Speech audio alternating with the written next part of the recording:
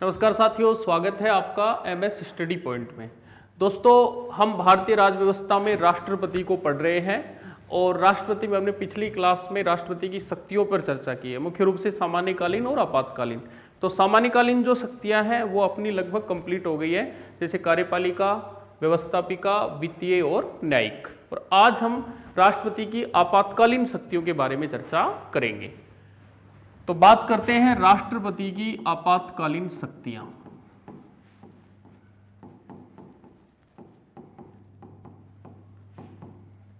आपातकालीन शक्तियां मैंने आपको पिछली क्लास में बताया था, राष्ट्रपति की आपातकालीन शक्तियां 3 हैं जो अलग अलग अनुच्छेदों में हैं। अनुच्छेद 352, अनुच्छेद 356 और अनुच्छेद 360। 352 में है आंतरिक अशांति व बाहरी आक्रमण। अनुच्छेद 356 है राज्यों में संवैधानिक तंत्र की विफलता।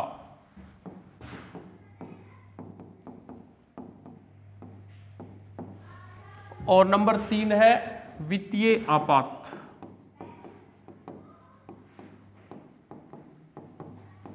तो 3 प्रकार की शक्तियां हैं। पहला, राज्यों में आंतरिक अशांति, बाहरी आक्रमण, जिसे राष्ट्रीय आपातकाल भी अपन कह सकते हैं। दूसरा, राज्यों में संवैधानिक तंत्र की विफलता, यानी कि राज्यों में राष्ट्रपति शासन। और तीसरा, वित्तीय आपात। अब हमें एक एक पे चर्चा करनी है। सबसे पहले हम पढ़ेंगे अनुच्छेद 352 को। देखो बेटा, अनुच्छेद 352 आंतरिक अशांति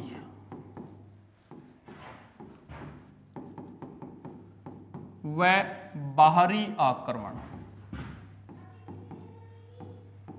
इसका सीधा सा अर्थ है या तो देश में आंतरिक अशांति हो जाए, अंदर कोई इस प्रकार की स्थिति बन जाए, या फिर बाहरी आक्रमण, कोई विदेशी देश हमारे ऊपर आक्रमण कर दे, भारत संघ पर आक्रमण कर दे।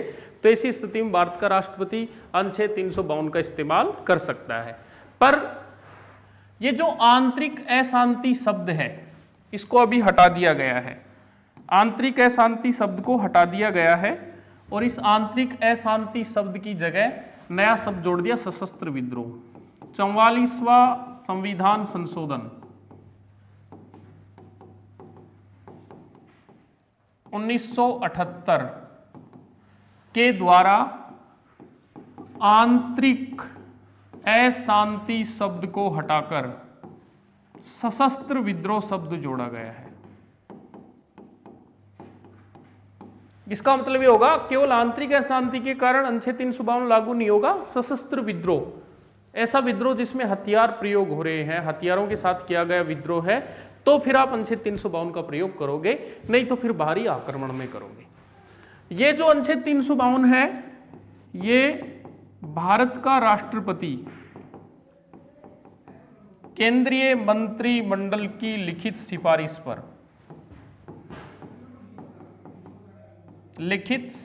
पर केंद्रीय मंत्रिमंडल सिफारिश नहीं, लिखित सिफारिश देगा, तब भारत का राष्ट्रपति शुरू में 1 माह के लिए लागू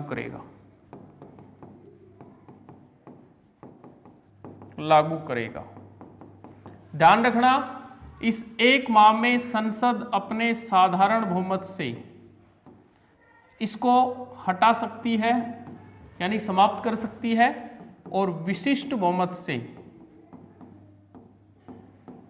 इसको आगे बढ़ा सकती है।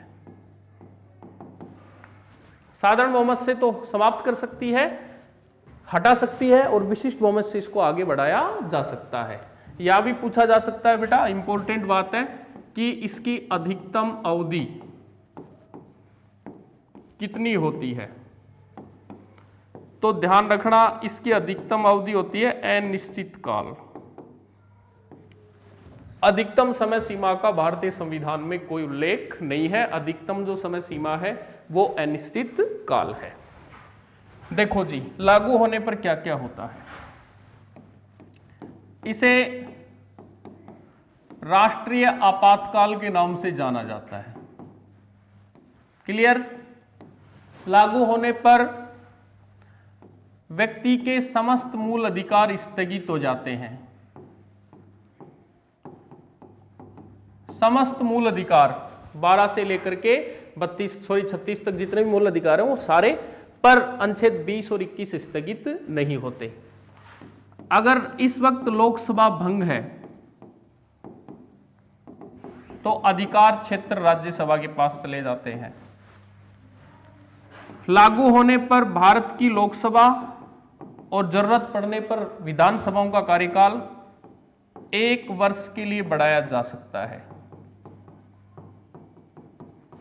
कितने वर्षों के लिए बढ़ाया जा सकता है? 1 वर्ष के लिए। नाम राष्ट्रीय आपातकाल होगा, सारे मूल अधिकार स्थगित हो जाएंगे, 20 और 21 नहीं होगा। लोकसभा अगर भंग है तो राज्यसभा के पास शक्तियां चली जाएंगी। लोकसभा और विधानसभाओं का कार्यकाल जरूरत पड़ने पर 1 वर्ष के लिए बढ़ाया जा सकता है। ठीक है, ध्यान रखना है बेटा। अब तक केवल 3 बार अनुच्छेद 352 का प्रयोग हुआ है। कितनी बार प्रयोग हुआ है? 3 बार। देखो कब कब हुआ। नंबर 1 1962, नंबर 2 1971 और नंबर 3 1975। 62 में चीनी आक्रमण, ठीक है। 71 में पाकिस्तानी आक्रमण और 75 में आंतरिक अशांति।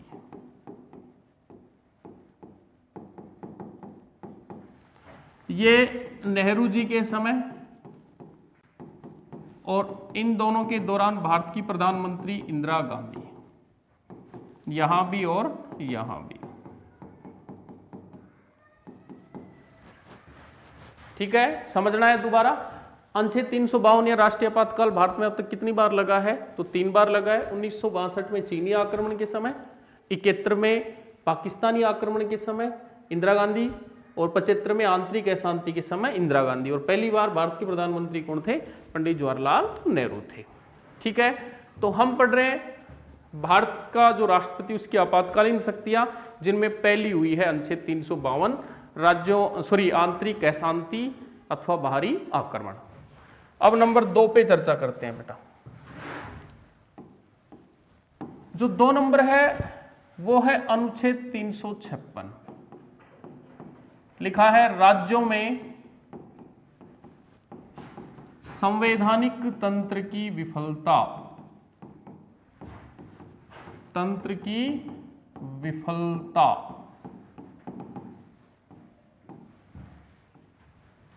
राज्यों में जो सरकार है या राज्य की जो सरकार है वो संविधान के तय मापदंडों के अनुसार अगर नहीं चल पा रही है तो वहां राष्ट्रपति शासन लगा सकता है या अनुच्छेद 356 का प्रयोग कर सकता है।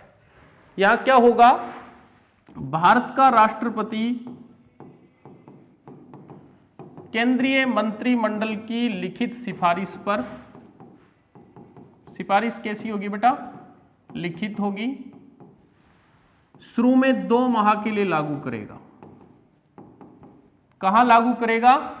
जिस राज्य में संवैधानिक तंत्र क्या हो रहा है? विफल हो रहा है, संविधान के तय मापदंडों के अनुसार वहां सरकार नहीं चल पा रही है। ठीक है, साधारण बहुमत से समाप्त कर दो, विशिष्ट बहुमत से आगे बढ़ा दो, समय सीमा को आगे बढ़ा दो, अधिकतम अवधि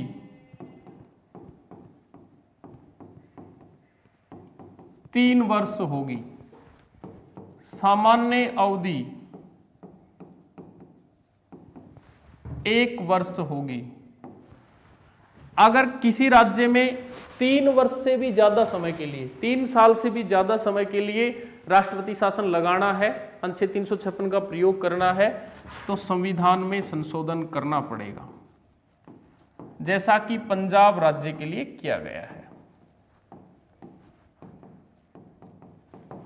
समझना, संवैधानिक तंत्र विफल है, अनुच्छेद 356 का प्रयोग कौन करेगा? राष्ट्रपति करेगा, मंत्रिमंडल की लिखित सिफारिश पर करेगा, शुरू में 2 महीने के लिए करेगा। साधारण बहुमत से उसको समाप्त कर दो, विशिष्ट बहुमत से आगे बढ़ा दो। सामान्य अवधि 1 वर्ष होगी, अधिकतम अवधि 3 वर्ष होगी। 3 वर्ष से भी ज्यादा समय के लिए अगर लागू करना है तो संशोधन करना पड़ेगा, जैसा कि पंजाब राज्य के लिए किया गया है। लागू हो गया तो राष्ट्रपति शासन बोलेंगे इसको। क्या बोलेंगे? राष्ट्रपति शासन। सबसे पहले 1951 में पंजाब के पेप्सू क्षेत्र पर लगाया गया था। पहली बार भारत में प्रयोग 1951 पंजाब के पेप्सू क्षेत्र पे। किसी निर्वाचित राज्य में पहली बार, किसी निर्वाचित राज्य में पहली बार तो केरल। सर्वाधिक समय तक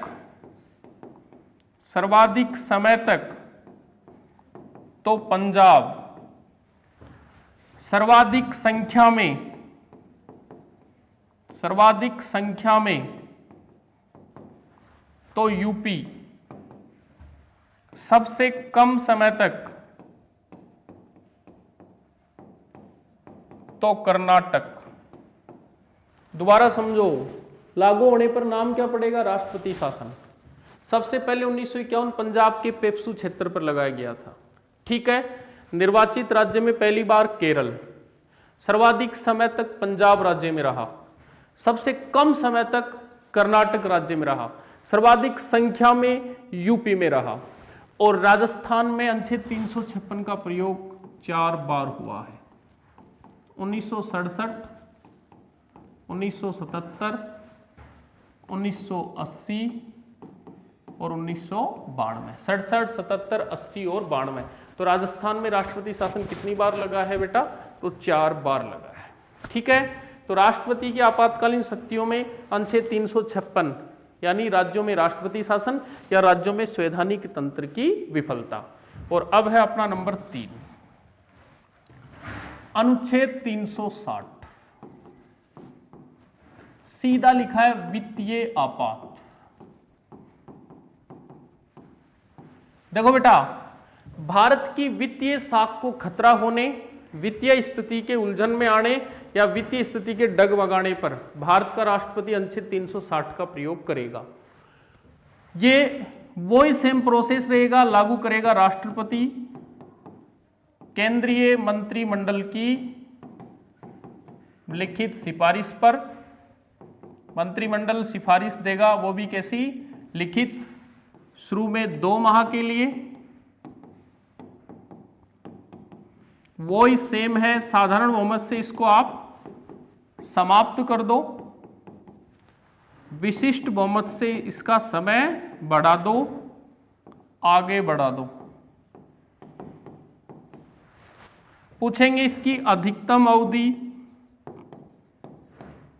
अधिकतम अवधि पूछेंगे तो बता दो अनिश्चित काल।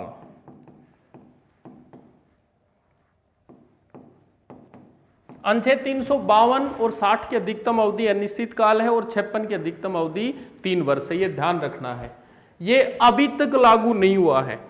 वित्तीय आपातकाल अब तक लागू नहीं हुआ है, लागू नहीं हुआ है, ठीक है। भविष्य में अगर लागू होता है, अभी लागू नहीं हुआ, भविष्य में अगर लागू होता है तो ध्यान रखना है बेटा, राष्ट्रपति को छोड़कर अन्य समस्त पदाधिकारियों के वेतन और भत्तों में कटौती की जा सकेगी अगर अनुच्छेद 360 यानी वित्तीय आपातकाल भारत में लागू होता है तो मुख्य रूप से राष्ट्रपति की आपातकालीन शक्तियों में अनुच्छेद 352 भारी आक्रमण, आंतरिक अशांति, सशस्त्र विद्रोह। राष्ट्रीय आपातकाल 356 राज्यों में संवैधानिक तंत्र की विफलता यानी राष्ट्रपति शासन।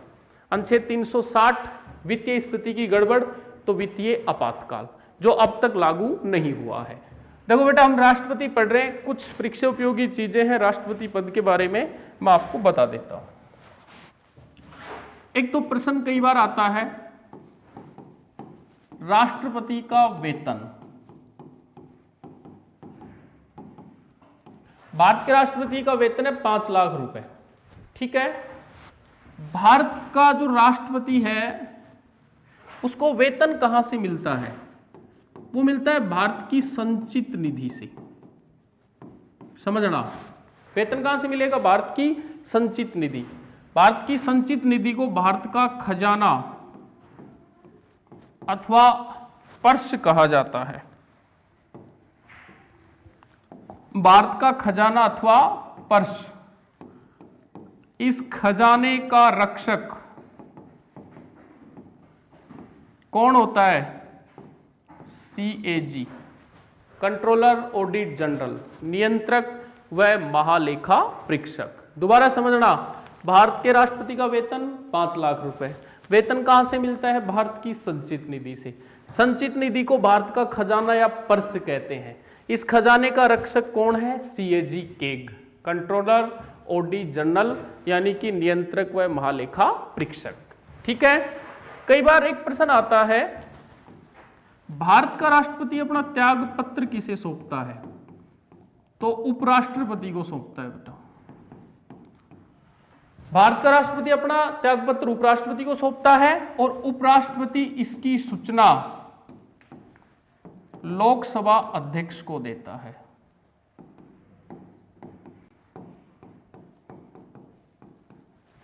दोबारा समझना है, भारत का राष्ट्रपति अपना त्यागपत्र उपराष्ट्रपति को सौंपेगा।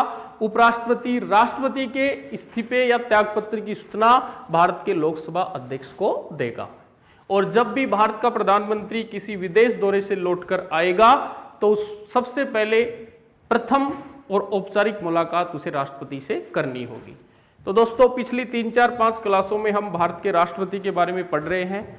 उसमें हम अनुच्छेद 52 से 62 तक चर्चा की है। राष्ट्रपति के निर्वाचन को हमने पढ़ा है। राष्ट्रपति पद से जुड़े महत्वपूर्ण तथ्य हमने पढ़े हैं। राष्ट्रपति के क्षेत्राधिकार या शक्तियों के बारे में भी हमने चर्चा की है। धन्यवाद।